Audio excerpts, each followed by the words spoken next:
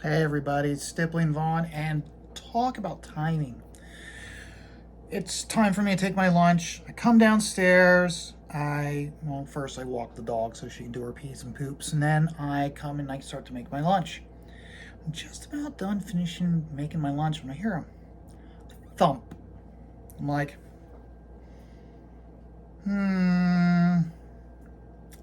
it's not Miss Stippling. Where'd the thump come from? So go out the front door, I open it up, and look at that right there. Flesk Publications. Flesk Publications.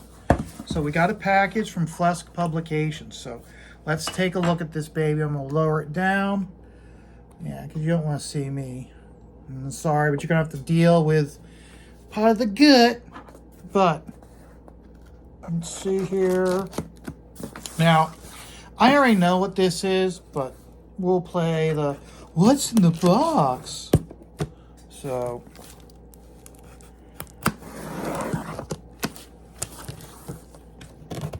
okay.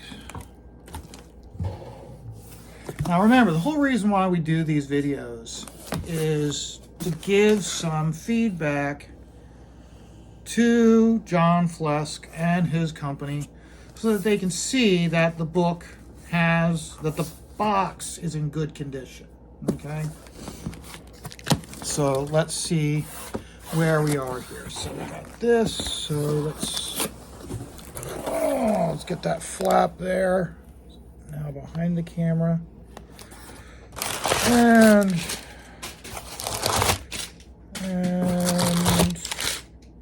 And before you say, no, Miss Stippling's not downstairs. If Miss Stippling was downstairs, I would not be throwing this stuff haphazardly around. Not an idiot.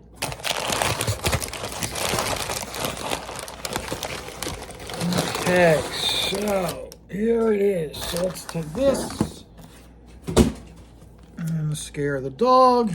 Okay, so we've got our prints, and we can tell just by looking at it. We've got the Art Adams book, and we've got something over here. It's probably a promo piece for other pieces of work. Okay. So here's the thing. I don't back Kickstarter. This is one of the very rare occasions that I ever back Kickstarter. Okay. And it was because it was the Art Adams book.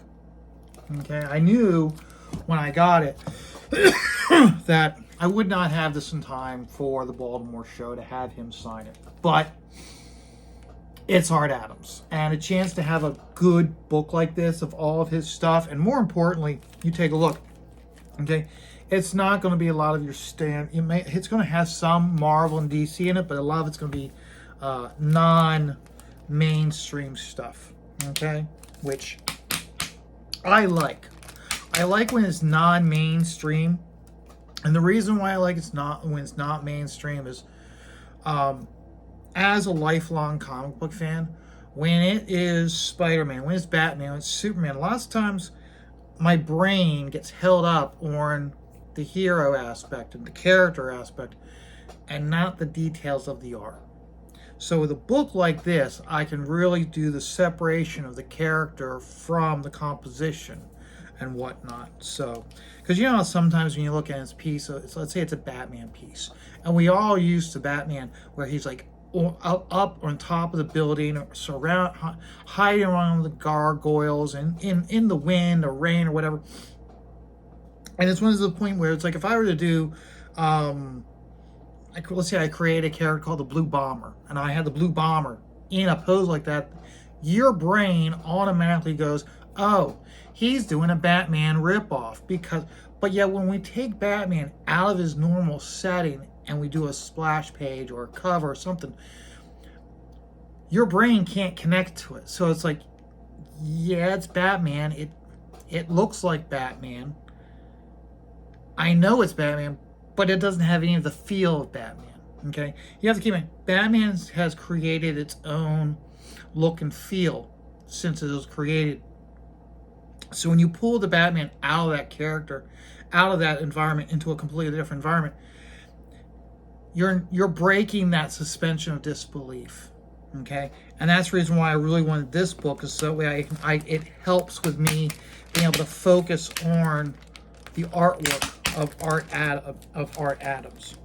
So give me a minute here, because I'm never going to put this book back in the plastic bag. It's a plastic bag. It's not like a comic book bag, so I'm never going to put it back in there. But I still don't want it to get damaged. So here we go. And we drop some.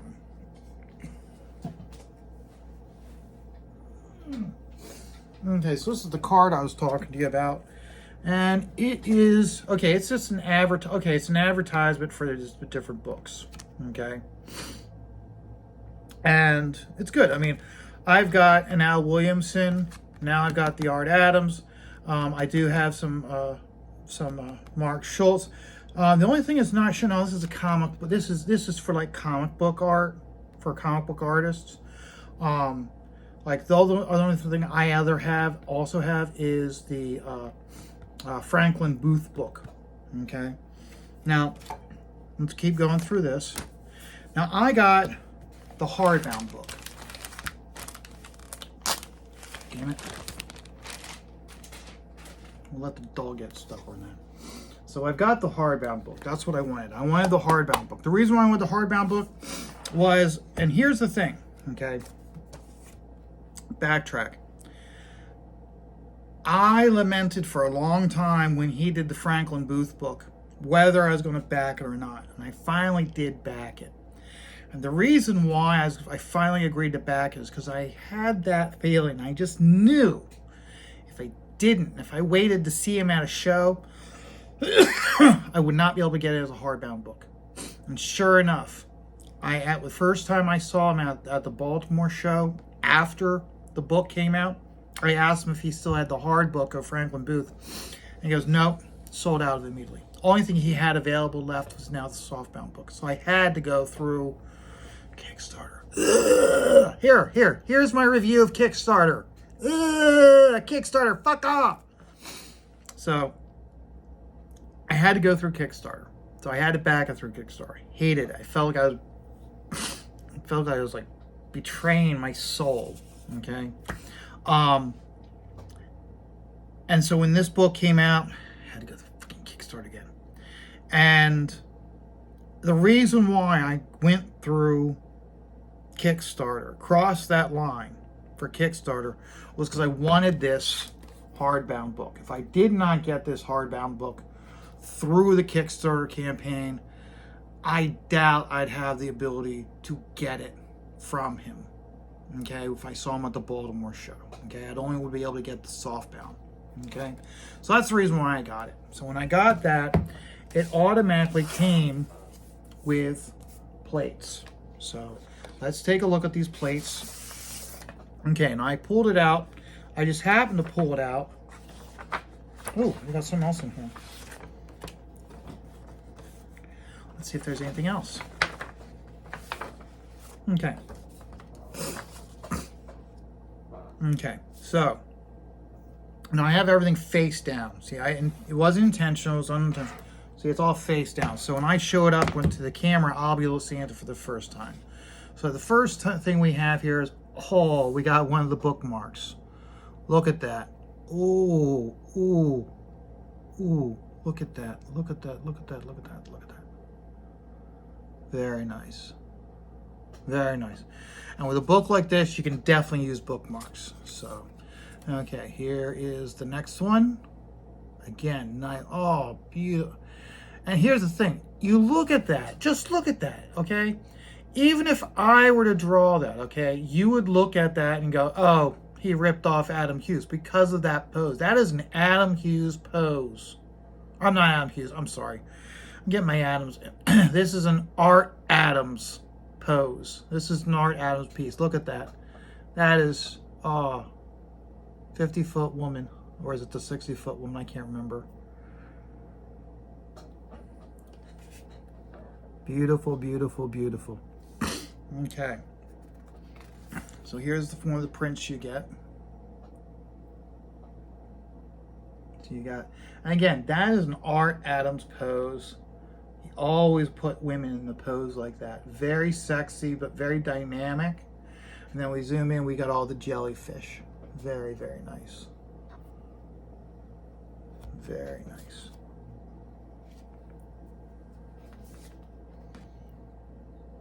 Oh, oh, look at that. Oh, oh, look at that mermaid piece. Oh, oh, okay, okay, I see it now. It's his variation of the Little Mermaid. You got the fish there, flounder, and then you've got the lobster, crab, whatever the hell he was. I never saw the movie. I don't know it, so, but still. Oh, oh, look, look, look, look, look, look, look. You gotta look at that. A skull, a skeleton behind it all. Oh, nice, nice, nice. Oh, very, very nice. I am liking this. And keep in mind, I still haven't even opened up the book. Oh, oh, the camping 50s movies. Oh, see, this is the reason why I know this will never happen. Oh, look at that. I can't remember the name of the movie. It has a gorilla body, a little space dome helmet, like diver's helmet, and then from the 50s, and then it would have a skull on the inside. See, this is the reason why, even though I know it will never happen, okay, this is the reason why I would absolutely love for Art Adams to go on Graham Nolan's channel, The Storytellers, and to go during October when he's doing his 31 Days of Monsters. And the ground rules for the two of them is absolutely, positively, the only subjects you guys can talk about is movies, horror movies, and comic books. Only thing you guys are allowed to talk about. If those two got together and just had a conversation on those two subjects alone, I guarantee you it'd be a 2.5-hour talk. Oh my goodness. Oh, this is just, yeah, you know what? I'm glad my channel isn't monetized. I don't have to worry about the fact I'm showing, look, oh my gosh, it's got titties. I don't care. This is probably one of the few views that gets like 50 views. Oh my goodness. Oh my goodness. And keep in mind, I am so caught up in the prints itself. I'm not even taking notice that it's got Art Adams signature. So, oh my goodness. And then we of course have the book itself. So we'll just okay, I'm opening it up. No signature. Okay, we have, I'm assuming this is the page where normally he would sign it. Probably sign it, and if he was to do a remark, it would be probably right there. And then, yeah, we go straight in to nothing but Adam Hughes goodness, or Art Adams goodness. Look at that.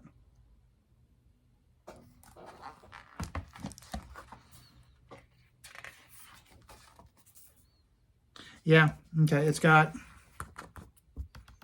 Wolverine, so it's definitely going to have Marvel and DC in it. And it's got his stuff from, got our introduction. Okay, he's doing a piece on Venom, it's the introduction, then we go straight into, okay, oh, this is nice. Okay, we've got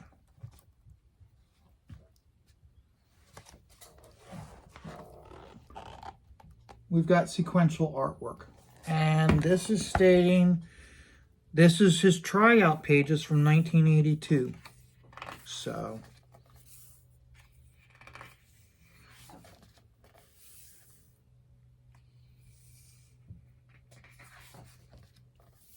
okay, we got Marvel, we got Spider-Man, we got Longshot. Okay, we're gonna have X-Men. Okay, oh, we've got Wonder Woman annual that he worked on. Fantastic Four. Okay, we got Valkyrie. Marvel Holiday Special. We all remember this cover. So I'm just quickly flipping through, and this is great. This is a great book. Okay, we got Buffy, Danger Girl, Tesla Strong. So, yeah, I mean, I don't do a whole lot of reviews, but maybe I'll do a review, or I'll tell you right now, I probably won't, just because I'll just get so caught up in this. But, I mean, oh my goodness. Oh. And this on top of the fact that, like, okay, he was at Baltimore this year. I went to Baltimore, and I got his sketchbook, and it was like it was of all Marvel work. It was about yay big. Okay, it was taller and slightly. It was about as wide as this book, but it was taller. And actually, probably was a little narrower. But I mean, I just got that. It was very good. I like that book a lot. So that book, along with this one. Okay, and from this is what I'm seeing here. This is going all the way through to his latest stuff. It hits her in 2020 stuff. Hits her in 2021. So, yeah, it goes all the way through to like 2021. Okay, so. Again. Look at that. Now, here's the thing. Okay, when I look at it, I'm able to really take it all in.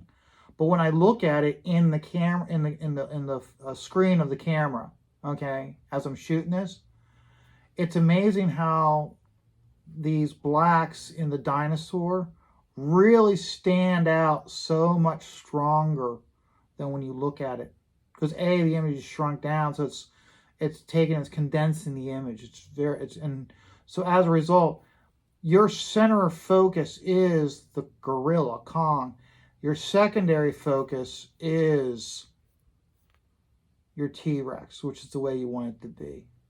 Even though the T-Rex is in the foreground.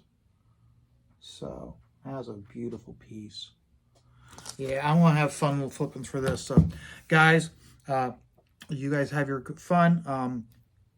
To clarify, okay, the reason why I hate Kickstarter, okay, it's the fundamental reason of, with Indiegogo or Fund My Comic, okay, if I want something, okay, I want to back it. I want to know that my funds are going to be taken straight out of my account, and I'm not going to have additional billing after that, okay? With Kickstarter, it's always the same. You have to, now it was unique with this book, but when you back it, they wait until the campaign is over, then they pull the funds from your account.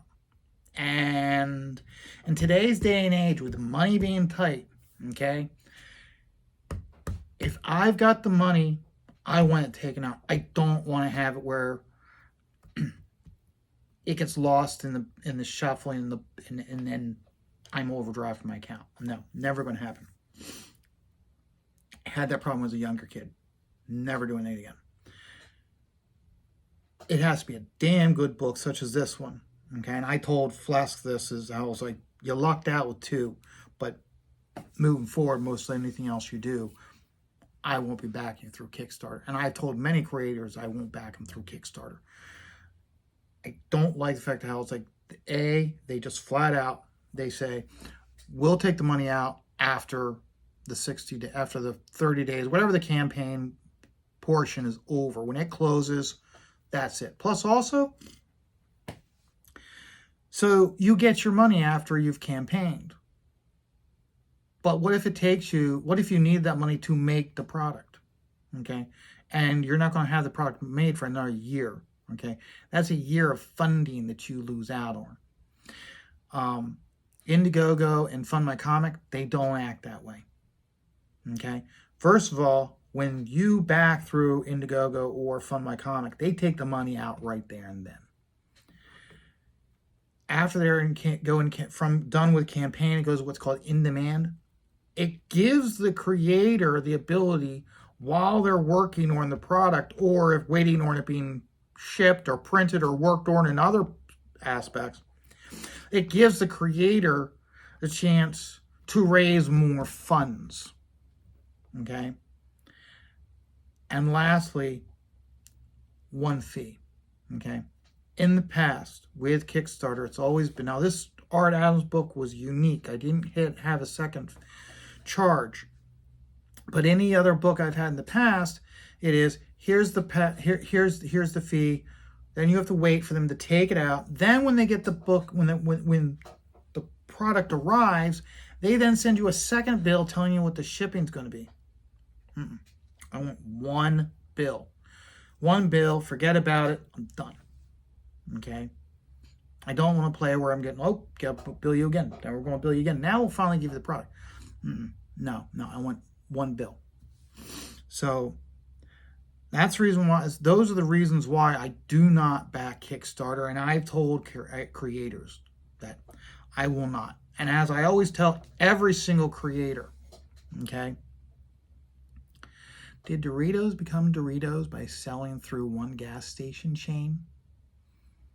Or are you able to buy Doritos everywhere? Okay? So imagine how much money Flesk Publications would have had. Okay?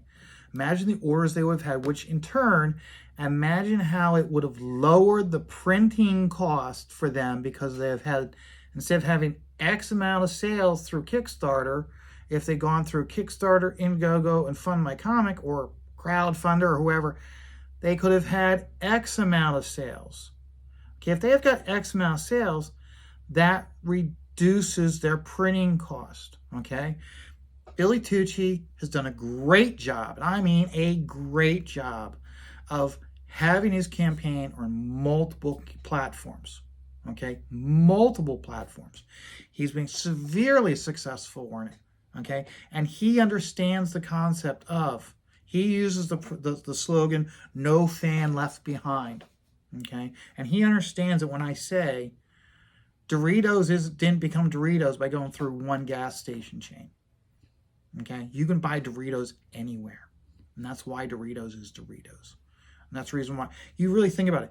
Are there even knockoffs of Doritos? There's barely any knockoffs, or even a close comparison of a knockoff of Doritos. And that's the reason why I like to use Doritos, because when I say Doritos, you know exactly what I'm talking about. Doesn't matter what the flavor is, you know exactly what I'm talking about. And that's the reason why I always advocate, if you are going to be doing a crowdfund, okay, if you want to do the main crowdfund on Kickstarter, by all means, but don't leave food on the table. Don't snub fans by only giving one option. Okay? Go to those other platforms. Broaden your base.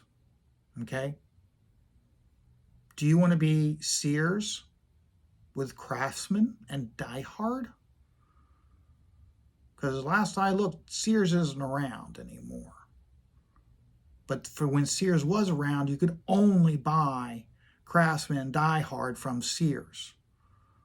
Okay, they were exclusive to Sears. It wasn't until the very end, when the company was all but gone, that they finally sold those trademarks to other companies. Okay,